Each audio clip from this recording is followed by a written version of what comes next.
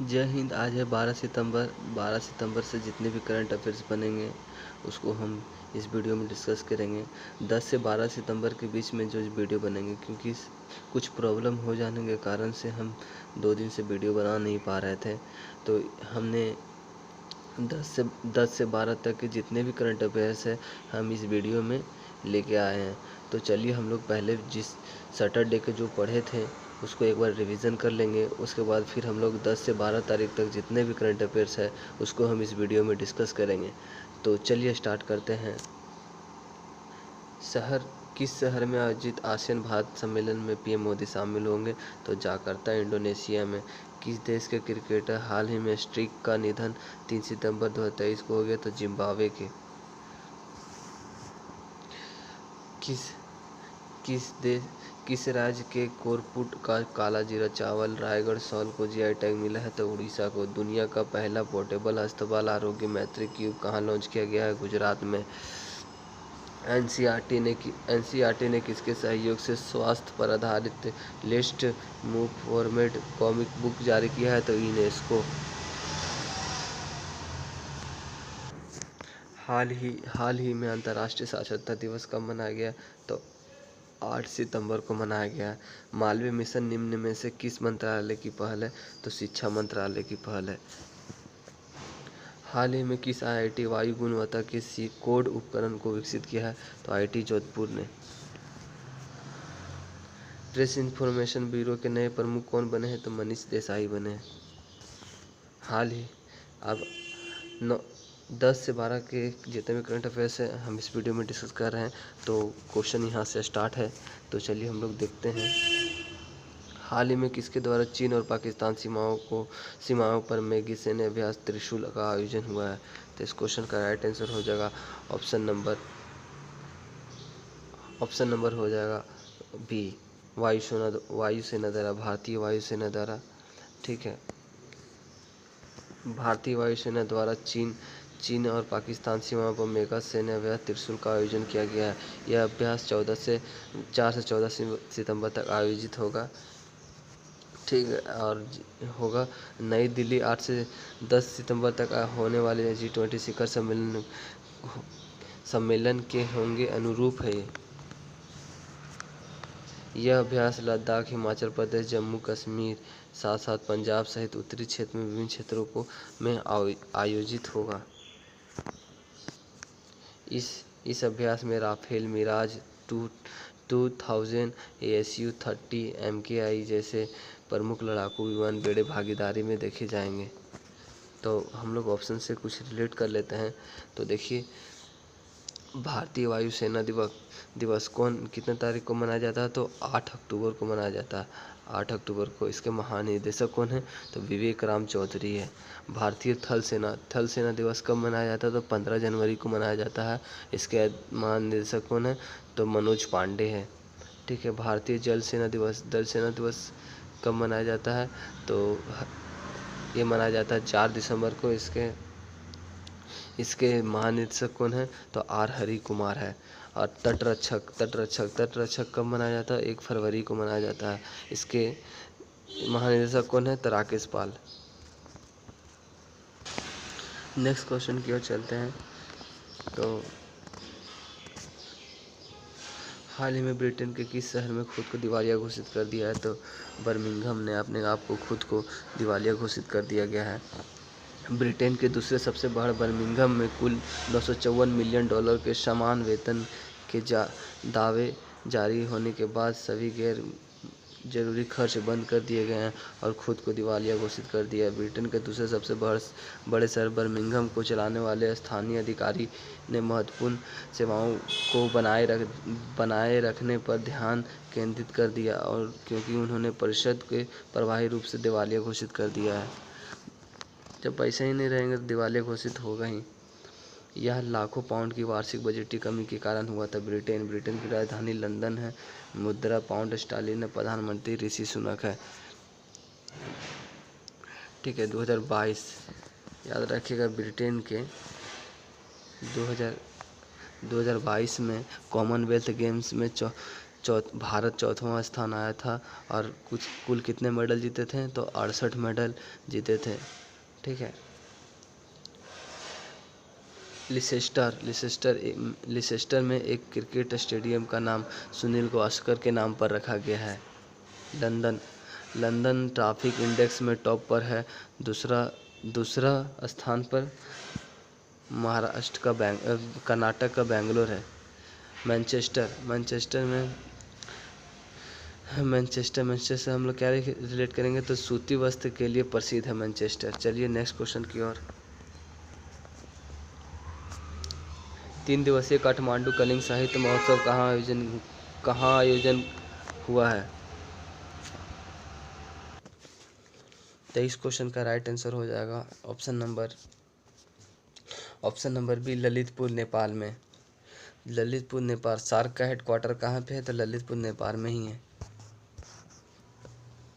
इस महोत्सव का उद्घाटन नेपाल के विदेश मंत्री एनपी साउद ने किया है।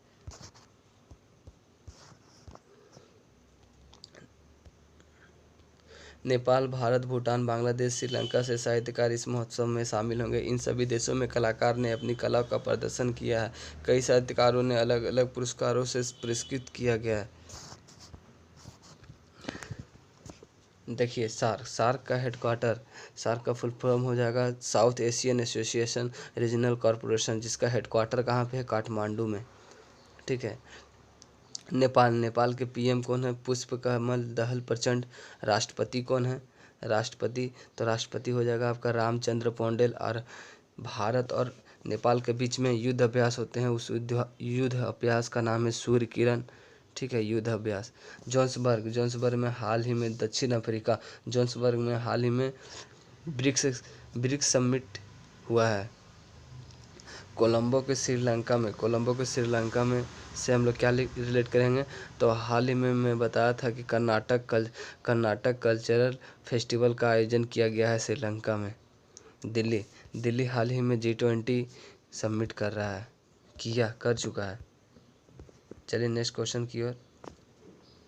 भारत की अध्यक्षता में 18 से 18वें G20 समिट का थीम क्या है, तो इस क्वेश्चन का राइट आंसर हो जाएगा वसुधैव कुटुंबकम।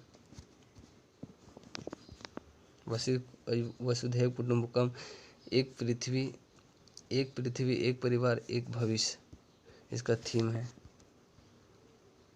चलिए नेक्स्ट क्वेश्चन की ओर। G20 में याद रखिएगा, G20 में कुल कितने देश हैं, तो 20। एक है यूरोपीय संघ, ठीक है, और 19 देश थे शामिल। और अभी हाल में एक देश और शामिल हो गया है, अफ्रीकी यूनियन। याद रखिएगा, टोटल अब इसमें शायद कुल 56 देश आते हैं। आगे मैं वीडियो में ऐड किया हूँ। चलिए आगे बढ़ते हैं। G20 शिखर सम्मेलन का आयोजन दिल्ली के किस बिल्डिंग में हुआ है, तो इस क्वेश्चन का राइट आंसर हो जाएगा option number C, Bharat Mandapam में हुआ है।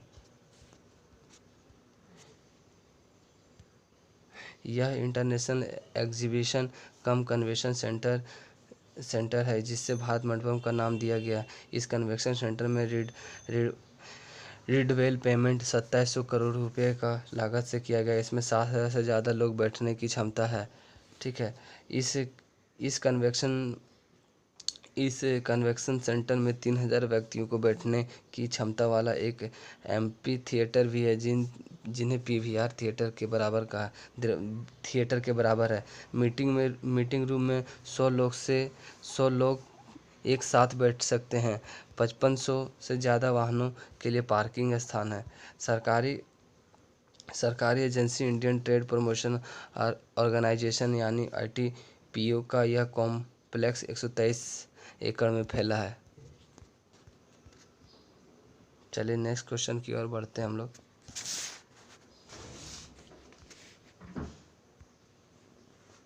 और कुछ दिन पहले मैंने आपको बताया था, भारत मंडपम में दुनिया की सबसे बड़ी प्रतिमा नटराज मूर्ति का उद्घाटन द्रौपदी मुर्मू जी के द्वारा किया गया है।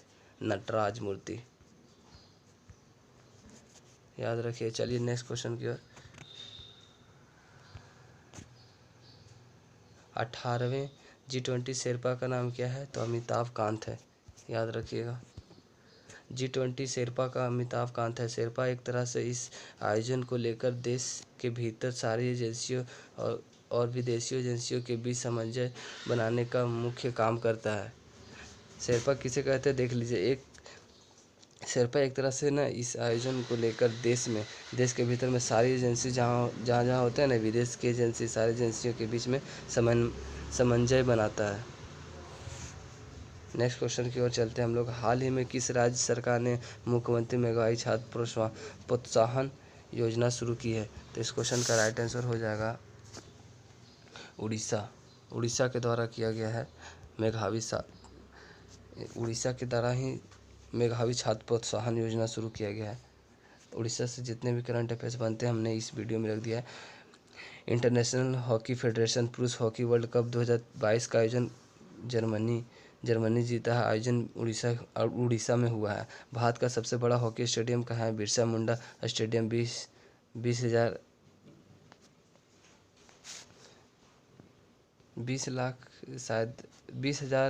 जनसंख्या की 20,000 जनसंख्या वहाँ पे स्टेडियम में जा सकते हैं।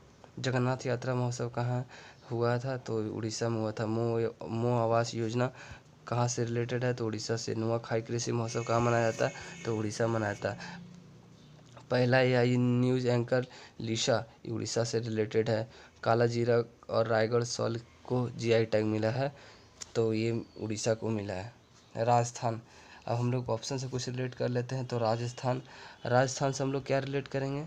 हाल ही में कुछ पढ़ाया था राजस्थान से फ्री मोबाइल योजना शुरू की गई। योजना से रिलेटेड है, तो फ्री मोबाइल योजना शुरू कहाँ हुआ था? तो राजस्थान में। मध्य प्रदेश में लाडली बहना योजना और ई स्कूटी योजना की शुरुआत कहाँ हुआ था? तो मध्य प्रदेश में हुआ था। तमिलनाडु में क्या हम लोग करेंगे? तमिलनाडु द्वारा फ्री में मुफ्त नाश्ता योजना शुरुआत किया गया था। चलिए हम लोग आगे बढ़ते हैं नेक्स्ट क्वेश्चन की ओर। हाल ही में जम्मू विश्वविद्यालय में अपनी तरह के पहले सामुदायिक रेडियो का उद्घाटन कौन किया है? तो मनोज सिन्हा ने किया है। ठीक है। कश्मीर के राज्यपाल मनोज सिन्हा ने जम्मू विश्वविद्यालय के 54वें स्थापना दिवस जम्मू के केंद्र शासित प्रदेश में इस तरह का सामुदायिक रेडियो का उद्घाटन किया है। जम्मू के विश्वविद्यालय यूटी में राष्ट्रीय शिक्षा नीति 2020 के क्रियान्वयन में के लिए यूजीसी द्वारा नोडल विश्वविद्यालय घोषित किया गया है। बीडी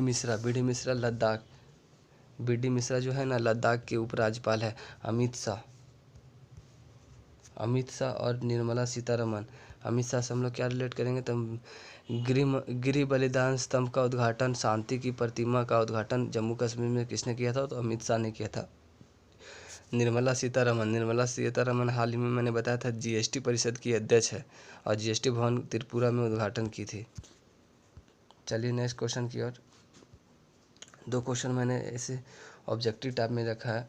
आईसीसी पुरुष क्रिकेट विश्व कप 2023 का प्रायोजित मतलब कि स्पॉन्सर क्या है? तो महिंद्रा ग्रुप द्वारा स्पॉन्सर किया गया है। चलिए 10वां क्वेश्चन। हाल ही में टाटा स्टील शतरंज इंडिया महिला रैपिड टूर्नामेंट 2023 का विजेता कौन है? तो इस क्वेश्चन का राइट आंसर हो जाएगा option number A, Divya Deshmukh. चलिए 11 सितंबर से रिलेटेड जितने भी क्वेश्चन हम लोग एक बार पढ़ लेते हैं। 11 और 12 इसी में मिक्स है। ठीक है। हाल ही में किस देश ने अपनी पहली ऑपरेशन टेक्निकल परमाणु हमला पनडुब्बी लॉन्च किया है? तो इस क्वेश्चन का राइट आंसर हो जाएगा उत्तर कोरिया द्वारा। ठीक है। उत्तर कोरिया ने अपनी पहली ऑपरेशन टेक्निकल परमाणु पहला पनडुब्बी लॉन्च की है। उत्तर कोरिया ने इस पनडुब्बी को बड़े बेड़े में सौंपा है। कोरियाई प्रायद्वीप जापान के बीच पानी में गश्त करता है। उत्तर कोरिया की राजधानी प्योंगयांग है और मुद्रा है कोरियाई पीपल्स वॉन। तानाशाह किम जोंग है।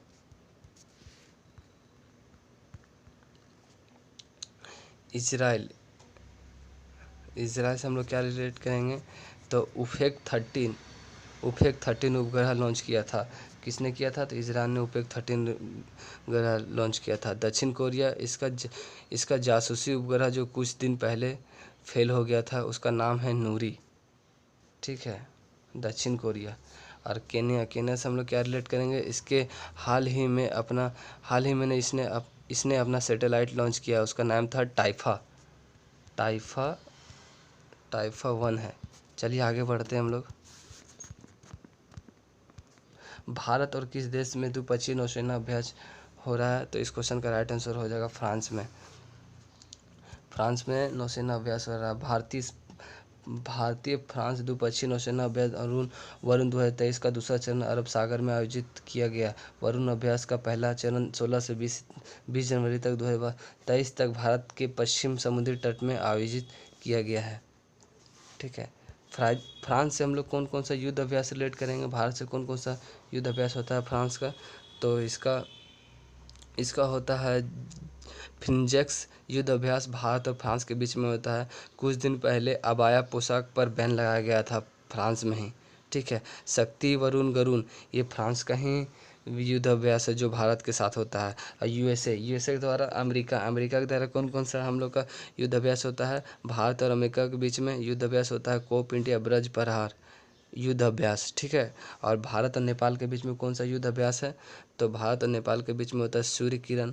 और चीन के बीच में हैंड इन हैंड युद्ध अभ्यास होता है। चलिए नेक्स्ट क्वेश्चन की ओर बढ़ते हैं। हाल ही में किस राज्य के सेलम जिले में साबूदाना को जीआई टैग मिला है? तो इस क्वेश्चन का राइट आंसर हो जाएगा इस क्वेश्चन का राइट आंसर हो जाएगा ऑप्शन नंबर डी, तमिलनाडु में मिला है। ठीक है, तमिलनाडु राज्य के सेलम जिले में साबूदाना को जीआई टैग मिला है। सेलम तमिलनाडु राज्य का सबसे अधिक साबूदाना उत्पादक जिला है। पहला जीआई टैग किसको मिला था?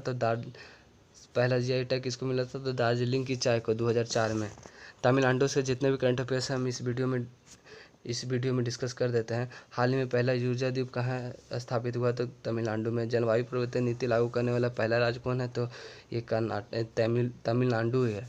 पहला ऊर्जा द्वीप तमिलनाडु में स्थापित है। कर्नाटक शायद बोल दिया था मैंने। भारत का पहला डुगोंग संरक्षण केंद्र कहाँ है? तो तमिलनाडु में। 44वां शतरंज ओलंपियाड कहाँ हुआ था? तो तमिलनाडु में। मनामदुराई मिट्टी का बर्तन को जीआई टैग मिला है तमिलनाडु में। तमिलनाडु के बर्तन मनामदुराई को जीआई टैग मिला। निर्यात तैयारी सूचकांक में टॉप पर है 2023 में। हम लोग ऑप्शन से रिलेट कर लेते हैं। असम के चोकुआ चावल को जीआई टैग मिला है। जम्मू कश्मीर के भाद्रवा राजमा चावल को जीआई टैग मिला है। उत्तर प्रदेश के बनारसी पान अमरोहा ढोलक को जीआई टैग मिला है। चलिए नेक्स्ट क्वेश्चन की ओर। हाल ही में G20 का 21वां सदस्य कौन सा बना है? तो ये बन गया, मैंने अभी कुछ देर पहले बताया था कि 21वां सदस्य कौन बना है। तो अफ्रीकी संघ को 21वां सदस्य बना दिया गया है।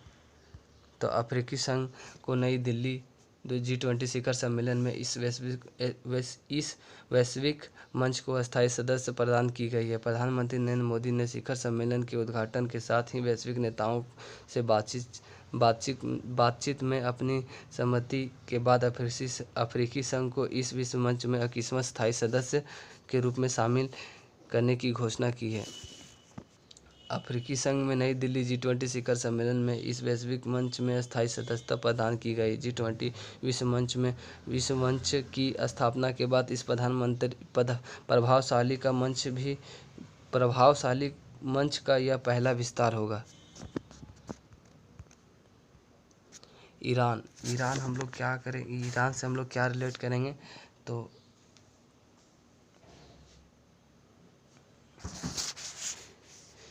हाल ही में ईरान जो है ना, ये शायद एससीओ का नया सदस्य बना है। 9वां सदस्य बना है एससीओ का, याद रखिएगा। और नाटो का नाम नया सदस्य कौन बना है? फिनलैंड, याद रखिएगा। 31वां सदस्य बना है फिनलैंड। और आसियान का 11वां मेंबर कौन बना है सदस्य? तो पूर्वी तिमोर बना है। चलिए नेक्स्ट क्वेश्चन की ओर। G20 शिखर सम्मेलन के दौरान किस एलायंस की घोषणा की गई है? तो इस क्वेश्चन का राइट आंसर हो जाएगा वैश्विक जैव ईंधन एलायंस। ठीक है, चलिए नेक्स्ट क्वेश्चन की ओर। यह एलायंस परिवहन के क्षेत्र में भी टिकाऊ जैव ईंधन के उपयोग को तेज करने के लिए सहयोग में सुविधा पर भी प्रदान करेगा। क्वेश्चन नंबर 6, हाल ही में महिला फेडरेशन डब्ल्यू ने किसे अपना ब्रांड एम्बेसडर चुना है? तो इस क्वेश्चन का राइट आंसर हो जाएगा ऑप्शन नंबर सी, और अनुष्का शर्मा को। महिला फैशन डब्ल्यू के अनुष्का शर्मा को ब्रांड एम्बेसडर चुना है। इस सहयोग ने न केवल अपनी स्टैंड अपील के लिए, बल्कि ब्रांड की पहुंच और बाजार उपस्थिति पर इसके संभावित प्रभाव के लिए भी ध्यान आकर्षित किया है। आलिया भट्ट को किसका गुची का ब्रांड एम्बेसडर कौन है? आलिया भट्ट है। सोनाक्षी सिन्हा 2022 में पेटा के पर्सन ऑफ द ईयर से अवार्ड किया गया है। और दीपिका पादुकोण को टाइम मैगजीन के फ्रंट पेज के कवर पर इन्होंने अपना जगह बनाया है। चलिए नेक्स्ट क्वेश्चन की ओर। हाल ही में किस राज्य में कैबिनेट ने ट्रांसजेंडर समुदाय के लिए पेंशन और ओबीसी दर्जे को मंजूरी दी है? तो इस क्वेश्चन का राइट आंसर हो जाएगा ऑप्शन नंबर सी, झारखंड। ठीक है, मुख्यमंत्री हेमंत सोरेन के नेतृत्व में झारखंड कैबिनेट ने राज्य की सार्वभौमिक पेंशन योजना में ट्रांसजेंडर समुदाय को भी शामिल करने की मंजूरी दी है। मतलब अब न ट्रांसजेंडर को भी पेंशन दिया जाएगा। ठीक है, और उसे ओबीसी कैटेगरी में रखा गया है। राज्य ट्रांसजेंडर व्यक्ति मुख्यमंत्री राज्य सामाजिक सुरक्षा पेंशन योजना के तहत 1000 रुपये मासिक वित्तीय सहायता प्राप्त करने की पात्र होंगे। मतलब 1000 रुपये दिया जाएगा पेंशन। और झारखंड कैबिनेट पेंशन योजना अलावा ट्रांसजेंडर व्यक्ति को अन्य पिछड़ा वर्ग श्रेणी में शामिल किया गया, उन्हें ओबीसी में शामिल किया गया है। झारखंड की राजधानी कहाँ है? रांची। मुख्यमंत्री हेमंत सोरेन और राज्यपाल सीपी राधाकृष्णन। ठीक है, हम लोग ऑप्शन रिलेट करते हैं तो केरल से हम लोग क्या रिलेट करेंगे? केरल में फाइबर ऑप्टिक परियोजना की चर्चा है। केरल फाइबर ऑप्टिक परियोजना की चर्चा हुआ था कुछ दिन पहले ही। कर्नाटक शक्ति योजना, महिलाओं के द्वारा फ्री में बस सेवा योजना शक्ति योजना है। एमपी सीखो कमा योजना, और आप कुछ देर पहले ही बताया था कि लाडली बहना योजना। चलिए नेक्स्ट क्वेश्चन की ओर। प्रतिवर्ष विश्व फिजियोथेरेपी दिवस कब मनाया जाता है? तो इस क्वेश्चन का राइट आंसर हो जाएगा ऑप्शन नंबर ए, 8 सितंबर को।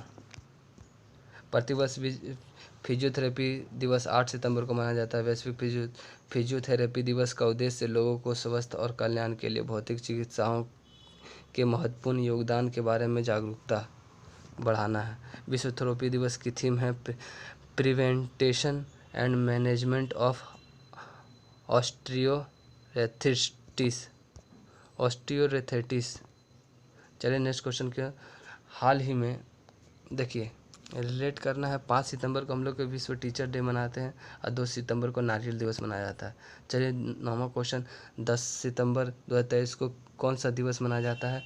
तो इस क्वेश्चन का राइट आंसर हो जाएगा विश्व आत्महत्या रोकथाम दिवस। कौन सा मनाया जाता है? विश्व हत्या रोकथाम दिवस मनाया जाता है। विश्व आत्महत्या रोकथाम दिवस हर साल 10 सितंबर को मनाया जाता है। रोकथाम मनाया जाता है। ठीक है, वर्ल्ड सुसाइड डे। इस दिन में उद्देश्य दुनिया में हो रही आत्महत्याओं को रोकने के लिए कई कारणों को सामने आया, लेकिन मानसिक स्वास्थ्य के बारे में जागरूकता फैलाना है। ज़्यादा सुसाइड होते हैं मानसिक प्रेशर के कारण, डिप्रेशन के कारण होता है।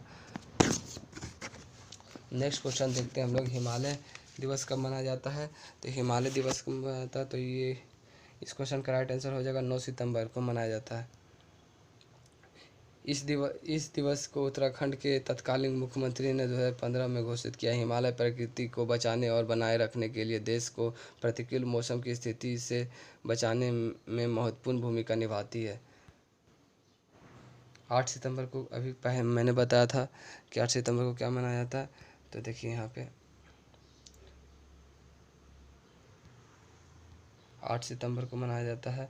फिजियोथेरेपी दिवस कब मनाया था? 8 सितंबर को।